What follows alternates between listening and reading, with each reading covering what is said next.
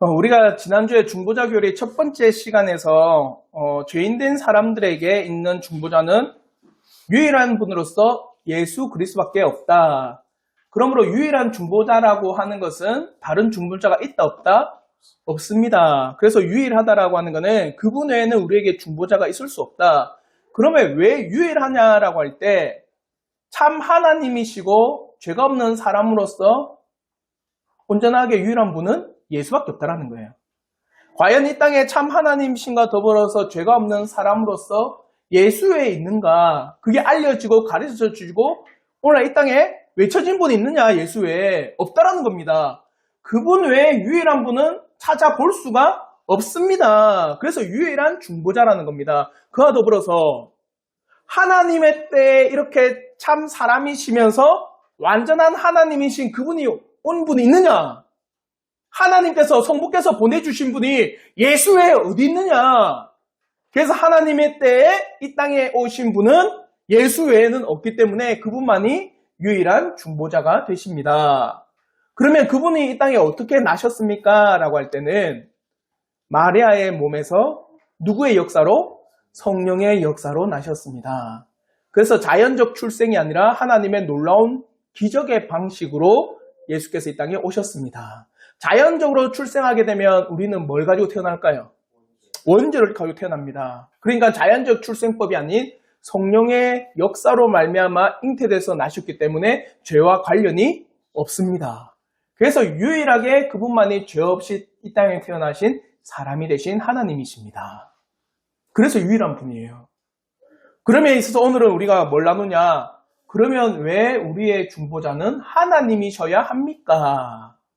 그럼 오늘 우리가 하나님이셔야 됩니다라는 것을 나누고 난 후에 다음 주에 뭘 나눌까요? 그분은 왜 사람이셔야 합니까?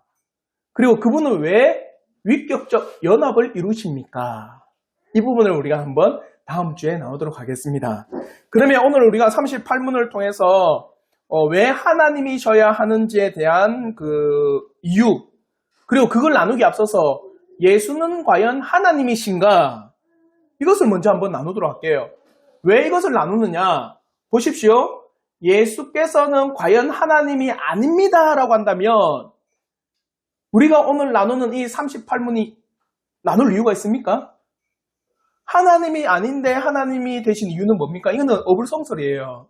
그러니까 예수께서 하나님이시라는 이 고백이 먼저 등장하고, 맞죠? 아, 그분이 하나님이구나. 그게 우리에게 믿어지면은 그분이 왜 하나님이십니까? 그게 우리에게 이유가 된다라는 거예요. 예수께서 하나님이라는 사실이 내가 믿어지지 않는데 하나님이야 할 이유는 없죠. 무슨 말인지 알겠죠? 그래서 첫 번째로는 그러면 예수님께서 과연 하나님이신가? 이에 대해서 우리가 한번 성경을 근거로 한번 살펴보도록 할게요. 성경에서는 성자이신 예수 그리스도에서 뭘 하냐? 하나님과 동등한 지위를 나타내십니다. 동등한 지위라고 하는 것은 높낮이가 있다 없다? 없습니다. 동일한 그 신격을 가지고 계신 분으로 나타내세요. 그래서 마태복음 28장 19절에도 이렇게 이야기합니다. 마태복음 28장 19절 말씀 다 같이 한번 읽겠습니다. 시작. 그러므로 너희는 가서 모든 민족을 제자로 삼아 아버지와 아들과 성령의 이름으로 세례를 베풀고. 그러니까 아버지와 아들과 성령의 이름으로 세례를 베풀라. 즉 성부와 성자와 성령은 동일한 본질이다. 동등한 위치다. 동등한 지위임을 말하고 있는 겁니다. 누군가가 우위고 최고라고 한다면 이렇게 말하지 않겠죠. 보세요. 누군가 회장의 이름을 가지고 이야기하면 그 뒤에 자기를 나타내지 않습니다. 회장의 이름으로 베푸십시오. 이러죠. 근데 회장과 나와 누구의 이름으로 베풀으려면 그분은 동등한 위치인 겁니다.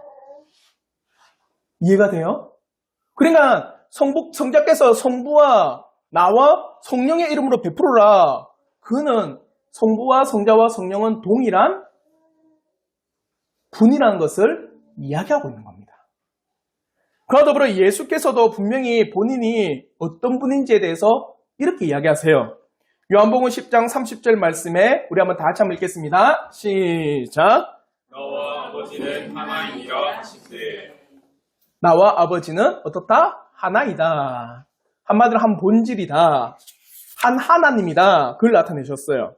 또한 성경에서 동등한 위치를 말할 뿐만 아니라 성자께서는 하나님의 속성을 그대로 이어받은 하나님이심을 나타내세요. 우리가 예수에 대해서 계속 살펴볼 때도 자요, 예수님께서 죽은 자도 살리시고 그와 더불어 뭡니까? 병든 자도 말씀으로 고치시고 그와 더불어서 죄를 사하신다.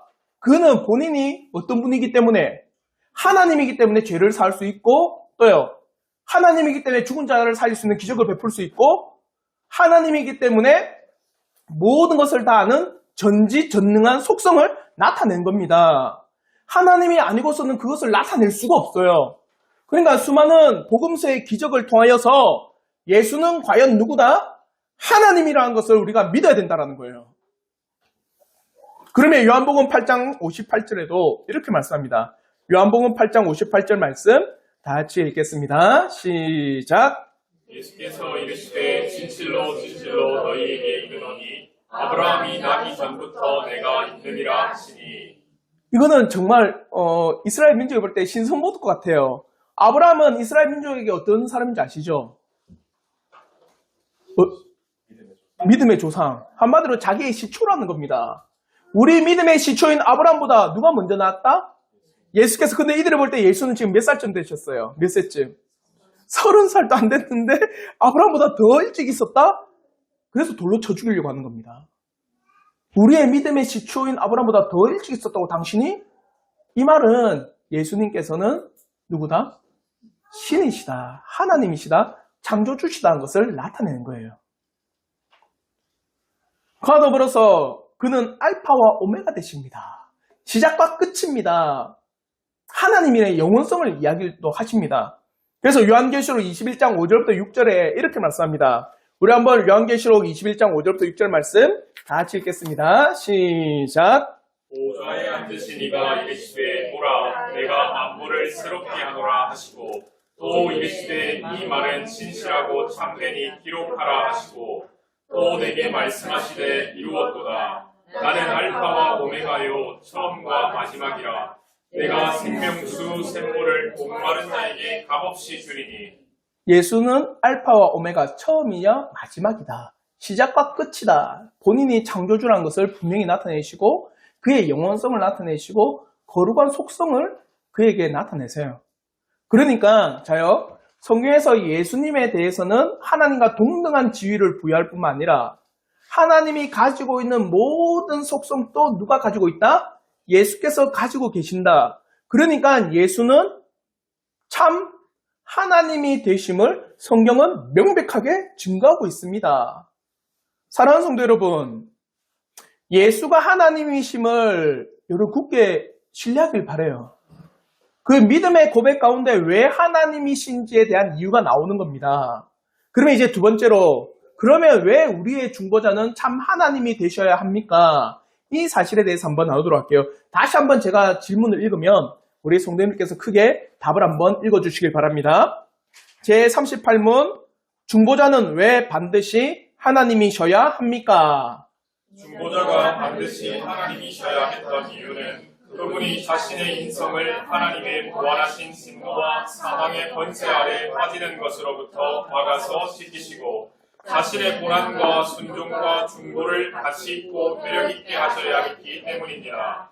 또 하나님의 공의를 만족시키시고 하나님의 은총을 얻으시며 특별한 백성을 사시고 그들에게 성령을 주시며 그들의 모든 원수를 정복하시고 그들을 영원한 구원에 이르게 하셔야 했기 때문입니다.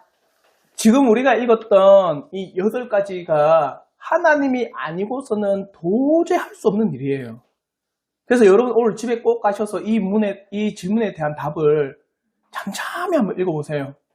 제가 조금만 설명을 드리겠지만 여러분 오늘 가셔서 진짜 이 답에 대해서 곰곰이 씹고 씹어오시면 그래, 우리의 중보자 하나님이 아니고서는 도저히 이 일을 이룰 수가 없겠구나.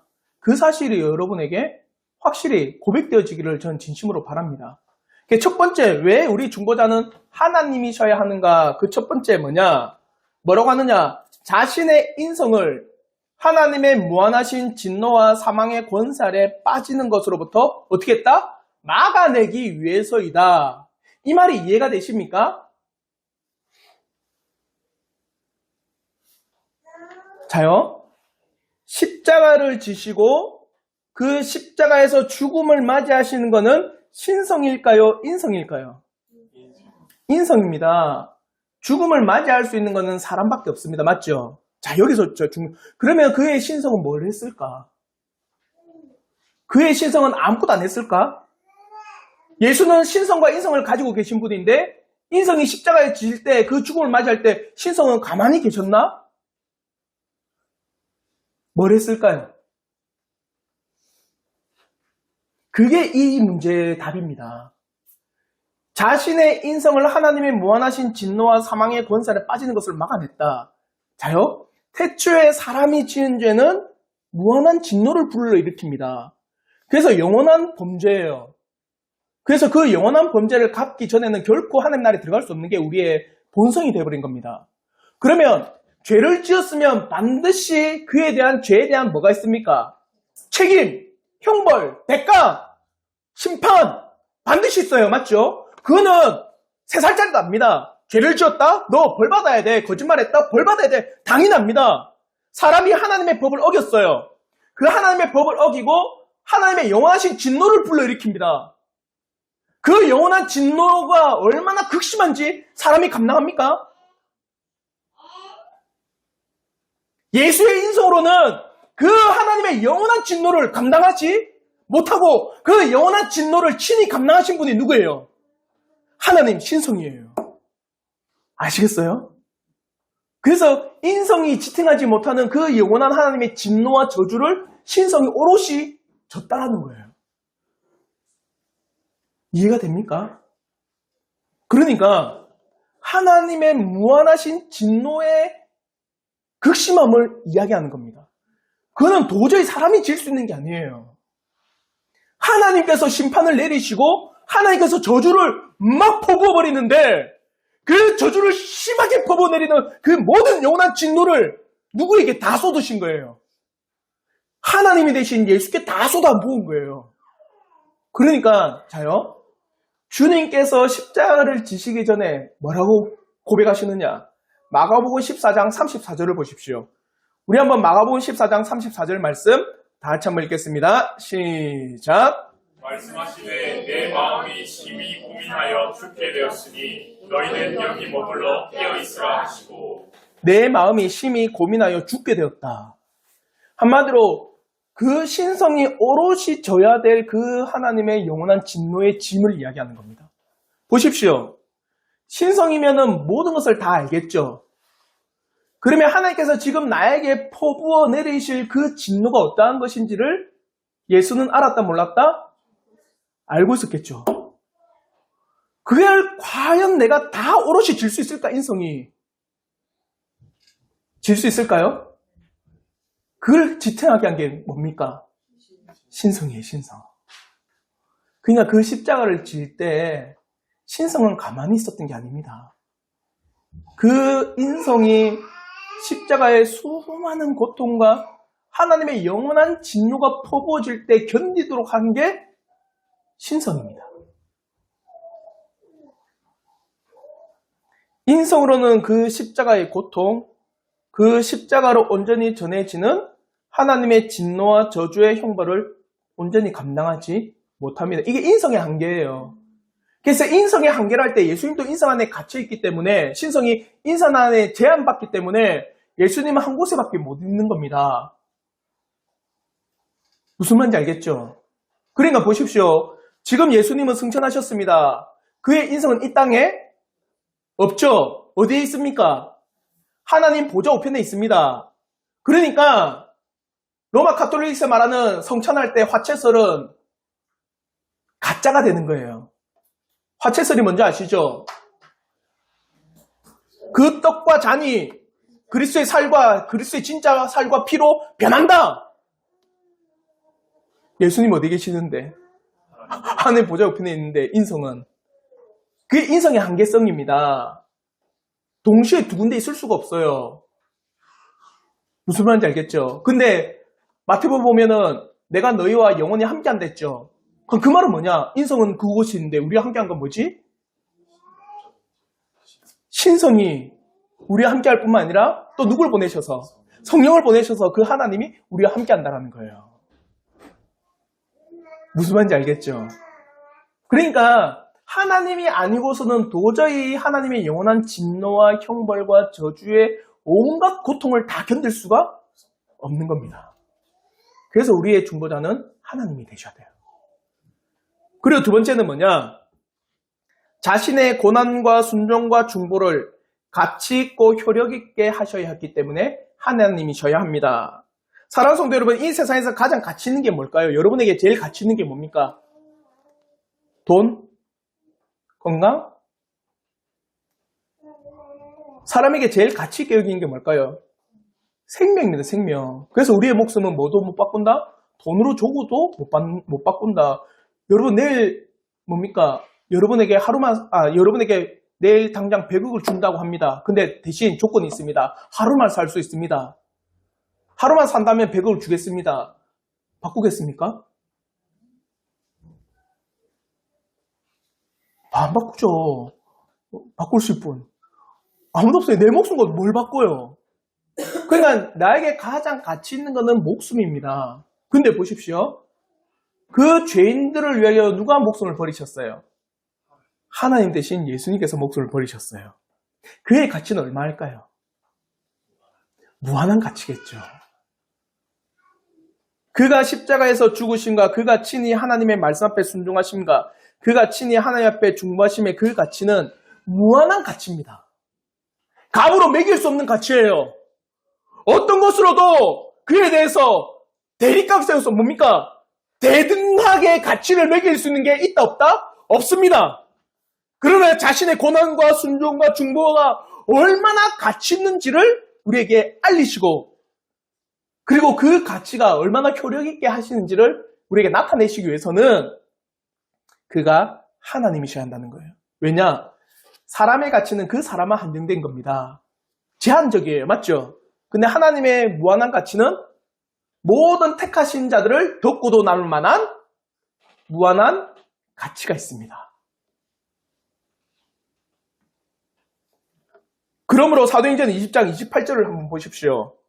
우리 한번 사도행전 20장 28절의 말씀 다 같이 한번 읽겠습니다. 시작. 여러분은 자기를 위하여 또는 온 양떼를 위하여 삼가라. 성령이 그들 가운데 여러분을 감독자로 삼고 하나님이 자기 피로 사신 교회를 보살피게 하셨느니라. 자요, 그 교회를 보살핀 이유는 그 교회가 뭐 잘해서 그 교회가 뛰어난 프로그램을 알려줘서 뭐라고 합니까? 하나님이 자기 피로 사신 교회이기 때문에 그 교회를 보살피시는 거예요. 그 교회가 대단하고 그 교회가 그 다스리심과 보살피심을 받을 만한 가치가 있기 때문이 아니라 어디에 가치가 있다라는 거예요? 그 교회, 그 몸된 교회를 위해서 흘린 예수 그리스도의 보혈이 더 가치 있기 때문에 보살피시는 겁니다. 그러니까 그의 죽으심이 영원한 보상의 죽음이기 때문에 그 가치와 효력을 나타내기 위해서는 우리의 중보자는 하나님이셔야 합니다. 아시겠죠? 그리고 세 번째, 뭘 만족시켜야 된다? 하나님의 공의를 만족시켜야 하기 때문입니다. 하나님의 공의를 만족시킬 수 있는 것은 이 땅에 있을까요? 하나님의 공의는 뭡니까? 자, 오늘날 이 땅의 정의는 뭐예요? 죄를 지었으면 벌 받아야 되는 게 정의입니다. 반드시 그 벌에 대한, 그 형벌에 대한 모든 것을 다 짊어져야지만 당신이 이제는 죄가 없다라고 하는 게 정의입니다. 맞죠? 하나님의 공의도 마찬가지예요. 당신이 하나님 앞에 죄를 범했다면 하나님이 말씀하신 그 모든 죄의 값을 다 치러야지만 너희가 의롭다, 죄가 없다라고 하는 겁니다. 천국도 마찬가지입니다. 하나님 나라는 죄가 있는 자가 들어갈 수 있습니까? 못 들어갑니다. 죄로 가지고는 결코 들어갈 수 없는 게 하나님 나라입니다. 하나님 나라에 들어가려면 하나님의 공의가 만족돼야 됩니다. 죄를 지은 자, 그의 죄의 값을 다 치러야지만 하나님 나라에 들어갈 수가 있습니다. 맞죠? 이게 하나님의 공의입니다. 하나님께서는 그의 공의로 인해서 죄와 죄인은 처벌돼야 하는 것이고 하나님의 본질상 거룩하시기에 결코 죄를 그냥 두지 않는 것은 하나님의 정의로운 공의입니다. 그러므로 히브리서에서는 이렇게 말씀해요. 히브리서 9장 12절 말씀 우리 한번 다 같이 한번 읽겠습니다. 시작. 염소와 송아지의 피로 하지 아니하고 오직 자기의 피로 영원한 속죄를 이루사 단번에 성소에 들어가셨느니라. 하나님의 공의로움 앞에 사람의 영원한 죄책, 하나님의 영원한 심판과 형벌과 저주를 온전히 사해 주셔야 하는 겁니다. 그래서 중보자가 하나님이 되셔서 영원한 속죄를 십자가에서 단번에 이루셨다고 하는 거예요. 그가 영원한 속죄를 이루셨어요. 우리 주 예수 그리스도의 십자가는 바로 단번에 이루신 영원한 속죄입니다. 영원한 속죄가 이루어졌기 때문에 하나님의 영원한 형벌의 공의도 어떻게 된 겁니까? 만족되었죠. 이제. 그러니까 하나님의 공의를 만족시키기 위해서는 우리의 중보자는 하나님이셔야 합니다. 그러면 하이델베르그 요리문답에서도 이렇게 이야기합니다. 제가 한번 문제를 읽을 때 또 우리 성령께서 한번 답을 읽어주시길 바랍니다. 제12문 하나님의 의로운 심판으로 말미암아 우리가 이 땅에서 또한 영원토록 형벌을 받아야 마땅하다면 이건 하나님의 정의겠죠. 공의겠죠. 죄를 지었으면 죄를 다 당하는 게 마땅하다면 우리가 그 형벌을 피하고 다시 하나님의 은혜를 받을 수 있는 길은 없습니까? 뭐라고 합니까? 우리 한번 답을 한번 읽어주시길 바랍니다. 시작. 하나님께서는 그의 공의가 만족되기를 원하십니다. 그러므로 우리는 우리 스스로든 다른 일을 통해서든 그것을 완전히 만족시켜야 합니다. 한마디로 하나님의 은혜의 길로 들어갈 수 있는 방법 없습니까? 있습니다. 있는데 뭐냐? 하나님의 공의를 만족시키십시오. 그 공의를 만족시키는 게 뭡니까? 뭐라고 하는 겁니까? 우리 스스로 만족을 시키든 다른 누군가 만족시키면 됩니다. 내가 만족시킬 수 있습니까? 없습니다. 영원한 정의잖아, 맞죠? 그럼 다른 누군가 만족시킬 수 있습니까? 그러면 그 다른 누구는 없습니다. 피조물 가운데도 없어요. 그럼 그분이 누굽니까? 도대체 하나님의 공의와 정의를 만족시키는 분은 누굽니까? 라고 하는데 15문에 이렇게 이야기해요. 그렇다면 우리는 과연 어떤 중보자와 구원자를 찾아야 합니까? 답을 한번 읽어주시길 바랍니다. 시작. 참 사람이시고 의로운 분이면서도 모든 피조물보다 더 능력이 있는 분, 즉 참 하나님이신 분을 찾아야 합니다. 하나님의 공의와 정의를 만족할 수 있는 길이 있습니다. 예, 있습니다. 그게 뭐냐? 공의를 만족하십시오. 내가 하면 됩니까? 당신 할 수 없습니다. 그럼 다른 피조물 할 수 있습니까? 다른 피조물 안 됩니다. 도대체 누굽니까? 한 분밖에 없습니다. 하나님이신 분을 찾아야 합니다. 하나님의 공의를 만족할 수 있는 건 하나님밖에 없습니다. 사랑하는 성도 여러분, 우리의 중보자가 하나님이 아니라고 한다면 하나님의 공의는 절대 만족하지 못합니다. 그분이 영원한 진노의 짐을 졌기 때문에 그 영원한 속죄를 우리에게 허락할 수 있는 거예요. 하나님의 공의를 만족시킬 수 있는 것은 하나님밖에 없습니다. 아시겠죠? 그리고 네 번째, 왜 우리의 중보자는 하나님이신가? 예수 그리스도께서 참 하나님이심으로 인해서 하나님의 은총을 잊게 한다고 하는 것. 한마디로 왜 우리의 중보자가 하나님이십니까? 여러분에게 하나님의 은총을 입힐 수 있는 건 하나님밖에 없기 때문입니다. 보십시오. 죄인들을 위해서 십자가에 달리신 분은 예수입니다. 맞죠? 근데 예수께서는 참 하나님이시라고 합니다. 바로 독생자 예수 그리스도라고 표현해요. 그러면 하나님, 성부 하나님 앞에 이 독생자인 예수 그리스도는 어떤 존재입니까?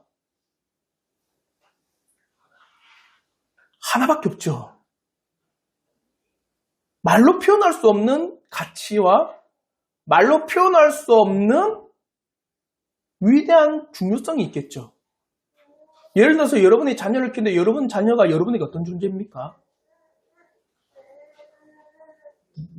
뭐 없어져도 상관없어요? 없어지면 여러분 맞죠? 온 뼈가 마르듯이 그 애를 찾아다닐 겁니다. 지금 하나님께서는 이 독생자인 예수 그리스도 어떤 존재인가? 그래서 마태복음 3장 17절에는요. 세례받고 나오시는 예수에게 이렇게 표현합니다.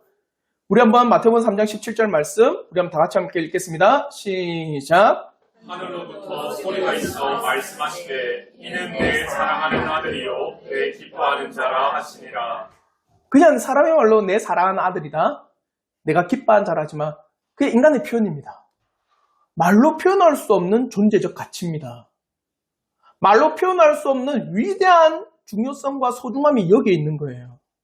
근데 그분이 죄인인 우리를 위해서 십자가를 지신 거예요. 내 사랑하는 아들이고 내 기뻐하는 자인 이 독생자 예수 그리스도께서 우리를 위하여서 십자가를 지셨다. 우리를 위하셨다. 우리 때문에 십자가에서 그의 죽음을 당하셨다. 그러면 우리에게 못 베풀 게 어디 있을까요? 맞죠? 그러니까 로마서 8장 32절이 진리가 됩니다. 우리 한번 로마서 8장 32절 말씀 다 같이 한번 읽겠습니다. 시작. 자기 아들을 아끼지 아니하시고 우리 모든 사람을 위하여 내주시니가 어찌 그 아들과 함께 모든 것을 우리에게 주시지 아니하겠느냐. 아멘입니까? 자기의 아들을 아끼지 않고 우리에게 내어주셨는데 그러면 그분께서 그 아들과 함께 우리에게 뭐 안 주겠냐? 이 땅에 살아갈 수 있는 모든 뭡니까? 지정의의 놀라운 은혜뿐만 아니라 의식주뿐만 아니라 우리가 살아갈 수 있는 지혜와 물질과 비물질 모든 걸 안 주겠냐 이거예요. 왜요? 그보다 더 가치는 누구도 줬는데 자기의 아들 독생자 예수도 우리를 위해 줬는데 그 아들과 함께 우리에게 이거 다 안 더하겠냐? 그 아들이신 예수 안에서 우리에게 구원을 허락하지 않겠느냐? 그리스도 예수 안에서 이 땅에서 믿는 백성들이 가지는 모든 은총을 주시지 않겠느냐? 그러므로 우리가 이 땅에서 가지고 있는 것, 지금 여러분이 누리고 있는 것, 지금 여러분이 온전히 취하고 있는 모든 것을 누구 안에서 주신 거예요? 예수 안에서 주신 겁니다. 여러분 스스로 얻은 게 없어요. 그래서 제가 옛날에 좋아했던 노래도 있는데 뭐냐? 여러분 아시는 사람 타타타 왜요? 뭡니까? 그 가사 중에 이런 가사 있어요. 알몸으로 태어나서 옷 한 벌 건졌지 않냐고. 한마디로 너희가 이 땅에 왔을 때 뭐로 왔냐? 알몸으로 왔는데 지금 너희가 가지고 있는 게 얼마나 많냐? 그리고 마지막 죽을 때는 옷 한 벌 건진 게 뭡니까? 수의. 알몸으로 왔다가 옷 한 벌 건지고 가지 않느냐? 이 땅의 모든 것은 너희가 스스로 얻은 게 없어요. 여러분이 뭘 스스로 얻은 게 뭐가 있습니까? 목사님 제가 일해서 돈 벌었는데요. 그 일을 망하게 하면 어떡할래? 아 그래요? 목사님 제가 맛있는 거 잘 먹고 예, 정말 건강한 것만 다 챙겨 먹어서 내가 건강한 거 아니냐? 한순간에 하나님께서 여러분의 건강을 치시면 어떡할 건데요? 우리 스스로 얻은 게 하나도 없습니다. 예수 안에서 주신 은총이고 예수 안에서 우리에게 허락하신 놀라운 은혜입니다. 그러니까 그가 하나님으로서 영원한 진노의 짐을 다 지셨고 그가 너무나도 귀한 독생자이시기 때문에 하나님이시기 때문에 그가 우리 위해서 죽으셨기 때문에 우리는요 이 땅에서 모든 것을 다 그의 은총을 누릴 수 있는 자격이 되는 거예요.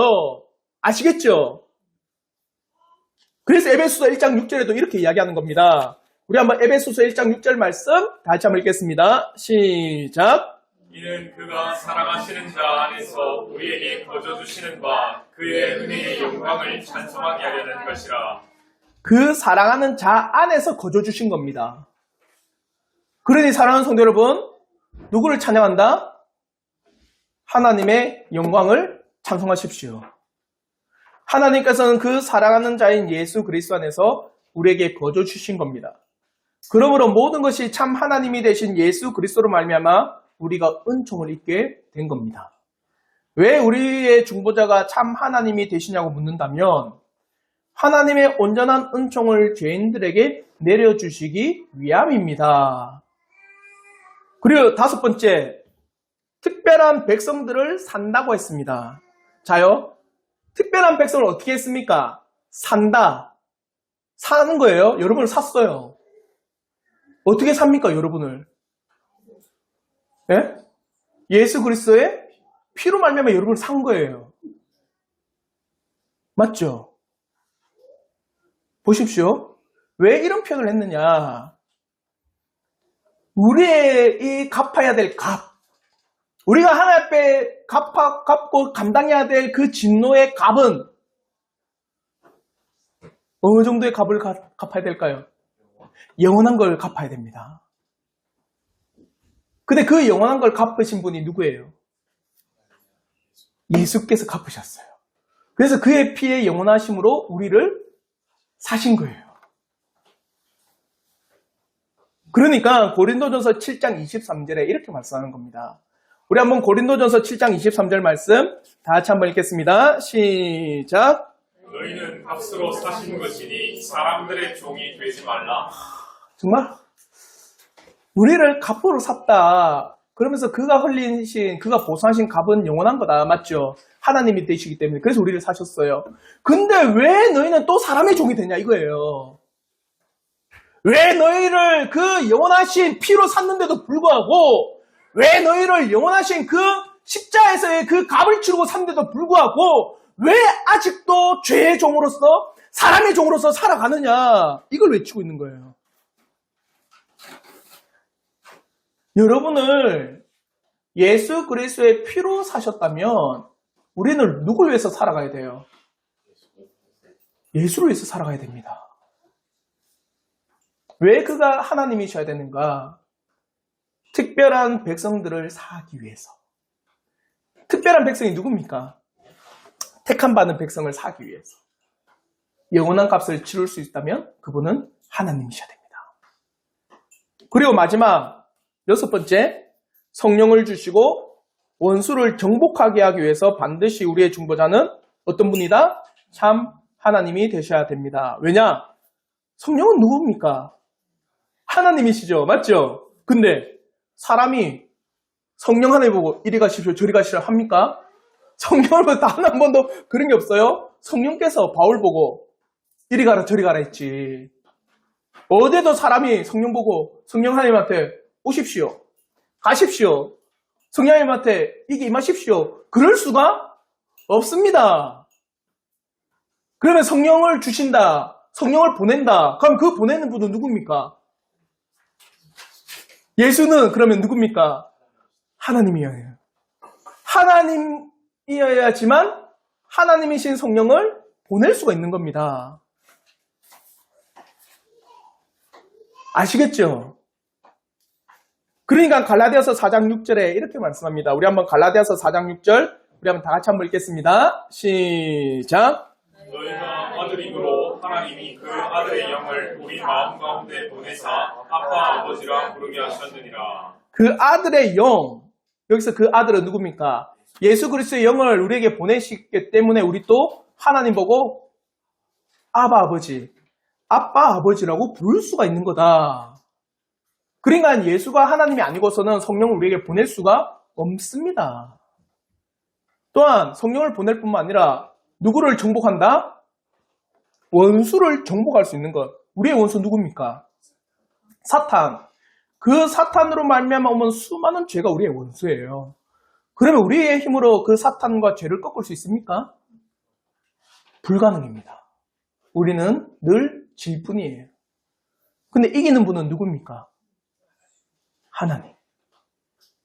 하나님이 되신 그분만이 이 사탄과 원수의 이 죄를 끊어낼 수가 있는 겁니다. 그러니까 로마서 16장 20절, 이건 아마 노래도 나온 것 같은데, 우리 한번 로마서 16장 20절 말씀 다 같이 한번 읽겠습니다. 시작. 평강의 하나님께서 속히 사탄을 너희 발 아래에서 상하게 하시리라. 그리고 예수의 은혜가 너희에게 있을지어다. 누가 사탄을 속히 우리의 발 아래 꿀린댔어요? 평강의 하나님께서 그렇게 하시는 거지 우리가 할 수 있다 못한다? 못합니다. 하나님이셔야지만 원수를 결박할 수 있고 원수를 무릎 꿇게 할 수 있고 원수를 발로 짓밟을 수가 있는 겁니다. 하나님이셔야지만 가능한 일이에요. 그러니 우리의 중보자는 원수로부터 우리를 건져내서 그 죄를 범했던 하나님과 화해시키는 분이잖아요. 그럼 그 원수로부터 우리를 건져내고 그 원수를 짓밟고 원수를 물리치고 우리를 건져내야 되는데 하나님이 아니고서는 불가능하다는 거예요.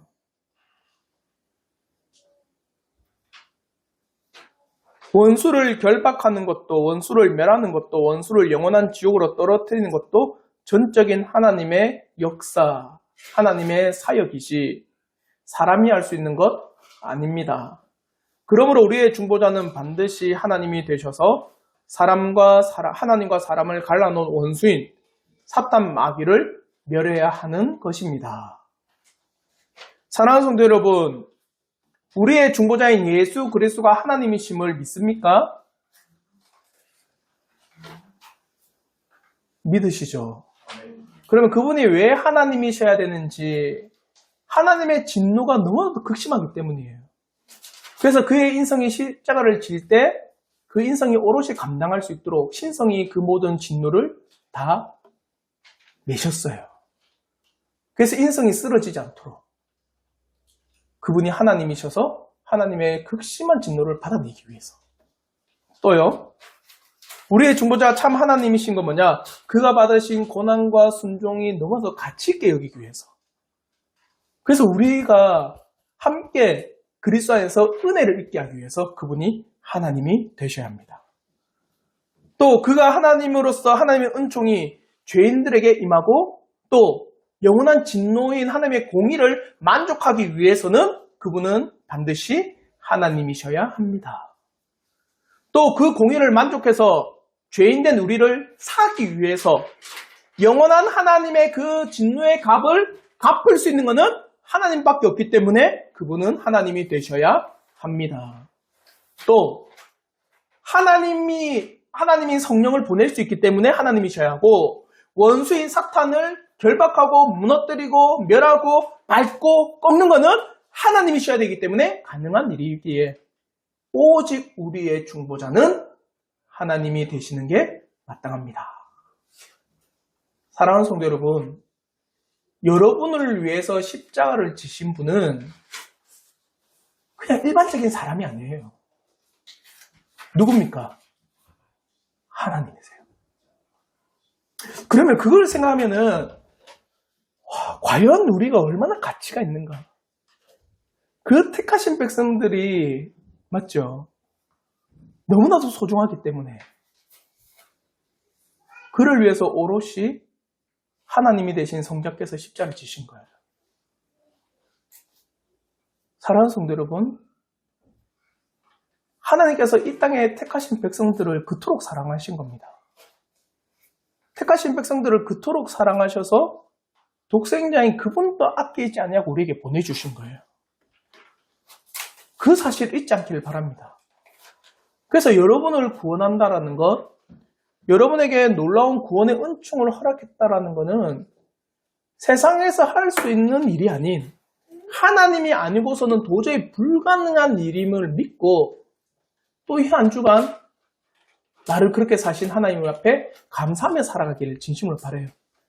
하나님 되신 그분께서 나를 위해서 영원한 진노와 공의와 형벌과 저주와 심판을 다 지셨구나.